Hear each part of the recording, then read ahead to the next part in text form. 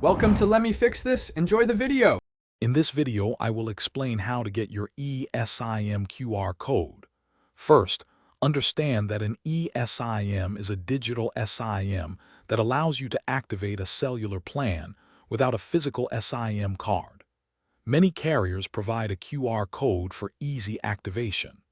This method simplifies the setup process, letting you connect to a network quickly and efficiently. We'll cover the main ways to obtain this code. One common way to get your eSIM QR code is through your carrier's online portal.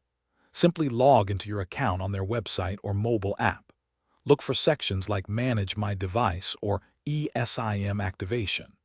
You can usually request a new eSIM profile there, and the QR code will either appear on your screen instantly or be sent to your registered email address within minutes. It's a convenient, self-service option. If you prefer in-person assistance, visiting your carrier's retail store is another excellent option. A customer service representative can help you directly. Just explain that you need an eSIM QR code for your device. They will verify your account details and generate the code for you, often printing it out or displaying it on a screen. Remember to bring your phone and any necessary account identification. Beyond online portals and in-store visits, some carriers also provide eSIM QR codes through their phone support lines.